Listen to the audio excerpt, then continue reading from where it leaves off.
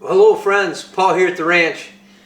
Today I thought we'd walk through my hunting pack. I'm getting ready to get ready for the upcoming season.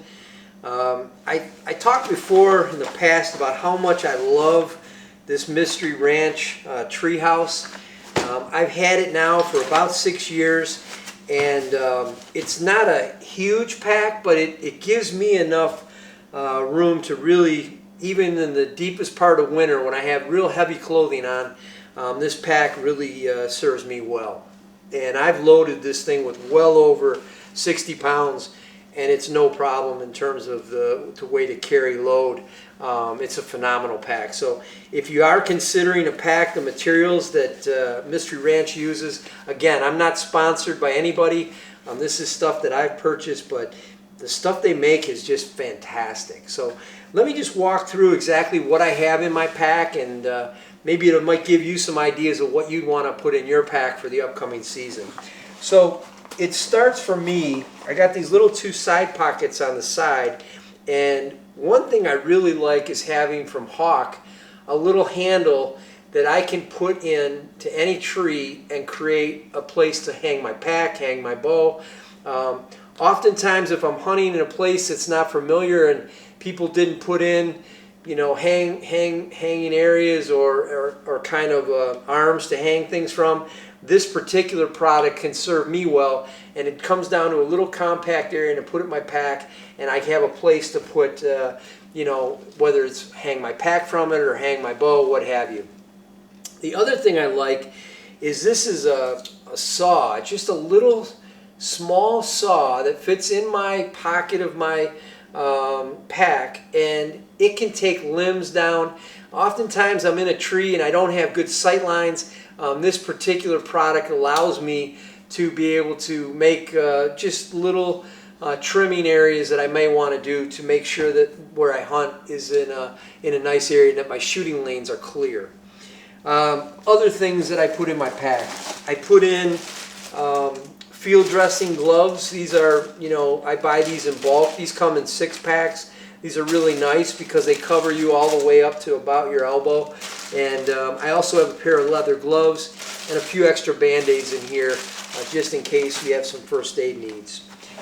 The other thing I do bring always is toilet paper. This is really tightly rolled up toilet paper that you find in backpacking stores. I like that because you never know when you might have to need that if you're in the woods. The other thing I have in the outside of my pack is an extra hat. Most of heat loss, as I've mentioned before, comes through the head, and it's nice to have an extra hat. If you get chilly, your hat gets soaked with snow or sweat, it's nice to always have an extra dry hat around. In this pocket, I put my licenses. I always keep my licenses here. And I also have a pen in there, also zip ties, everything I need to properly, after I harvest an animal, properly document and make sure that the animal is properly handled in terms of being able to report it. Inside my pack, one of the first things that I got years ago, I got this more than 25 years ago, is a Glenn's deer handle. This is really easy. It wraps around the animal's neck, and you can make an efficient way to pull the animal back to wherever you're going to actually have it butchered, whether it's at your house or whether you're going to take it to a butcher shop itself. I told you before my love of outdoor edge knives. This particular set, I usually carry at least 2 blades. I have 2 extra blades in here. And this uses those replacement blades, so this is a phenomenal product to have in your hunting kit. I also use a bone saw if you need to separate a pelvis or a rib cage. It makes field dressing a lot easier, and this is something I got years ago. In terms of binoculars, I did do a video on this and my love of these BX4s from Leopold. They're your classic 10 by 42 objectives, and they're, Leopold glass, so they're super clear. But this one also has a rangefinder. What I really like about this, especially because I shoot the bow from the left side, I shoot my rifle from the left side, it allows me to change which hand I want to activate the rangefinder. So these are phenomenally, I use ones for years from Bushnell, but I really like this because of the ability to move from the right or the left side in terms of how to activate that rangefinder feature. I also use a rather large, this one's by Leopold, but this is a rather large harness for my binoculars. I like that because it can go over my overcoats and anything that I have, or harnesses, etc. Speaking of harnesses, right behind me is my harness. That'll always be in my pack on any trips that I have. I also bring an extra set of gloves. I leave these gloves in my pack. I always want to make sure that if I ever lose a glove from a stand, or have a situation where I don't have some glove to pull something and I need some assistance with that, I always want a set of extra gloves in my pack. Now let's look in the inside a little bit. I have a couple pockets here. The first one is, and you're going to see some redundancy. So I have a flashlight. This particular one's from Streamlight. It's the ProTac HL3. It uses CR batteries. It pushes out way more than, or somewhere close to 1,000 lumens. It's fantastic for trailing game. I've used this extensively for the last probably going on 10 years now. I've used that product. In my main upper pocket here, a couple things I have. I have a grunt call. This particular one is from Primos. This one I've used for many years now. Had a great experience with it on a TV show, Huntmasters, where I grunt called a big deer in Illinois. But this product is a great grunt call, but it's also a snort wheeze. So it's a very versatile product, and it's something that you may want to think about having something in your pack like that. I do use headlamps in the morning, and I also use them in the evenings. This particular one is from Black Diamond, and this is one I got at Harbor Freight. It's a Braun. These usually last me a few seasons. They typically take AAA batteries, but these provide a tremendous amount of light when you're getting in and out of your stand in the mornings. I also bring tracking tape. This is a plastic tracking tape that you can bring. It really helps effectively marking positions when you're trailing a deer, and really important, I think, and one of the best ways to trail deer in the woods. Speaking of trailing deer, another flashlight, again, redundancy, another one of those Streamlight ProTacs.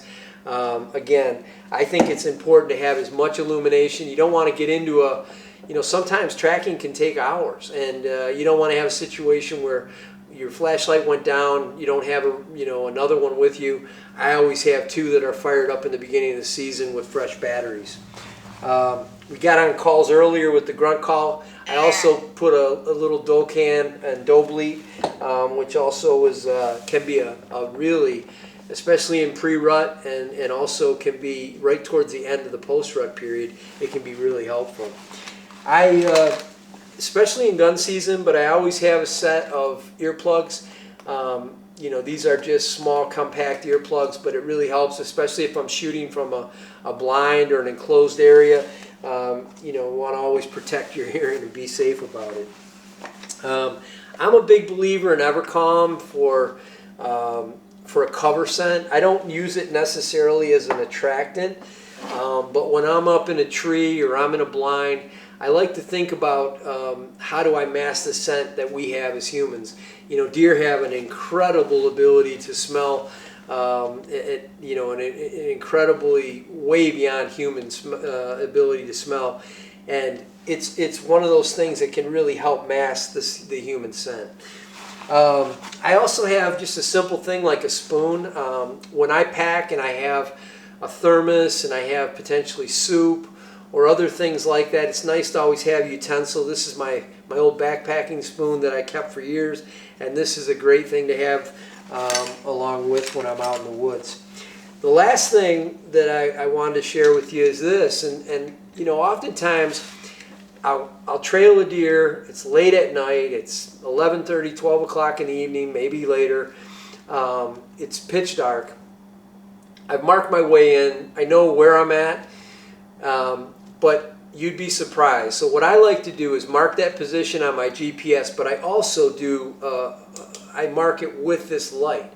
So this light has different settings where I can even set it on a strobe setting, and it really makes for when I come back, and oftentimes I'll, you know, field dress, actually tag the deer, and then I'll have to go back and drop off my bow, my pack, whatever, and go back in to recover the deer. A light like this can be really kind of handy. So I got this on Amazon. I can't remember how much it cost, but it's not very expensive at all. But it's something that I started using years ago, and it's come in handy a few different times. I've been able to utilize it. So those are just a few things that I put in my pack. If that gives you any ideas on how you want to approach, you know, the other things that we put in, obviously, again, I mentioned my harness, but any food, snacks that I would have during the hunt, and all my outer clothes. You know, typically when I hike in with a very light, I mentioned it before when we talked about the 3 Ws, but I'm really down to a base layer when I go in. Typically when I get to my hunting area, my shirt will typically be wet. I'll change it out. I'll have a fresh shirt always in my pack. I'll put a fresh shirt on. I'll start layering up with a warmth layer and then a wind breaking layer and or a water repellent layer, whether it be Gore-Tex or something to that equivalent.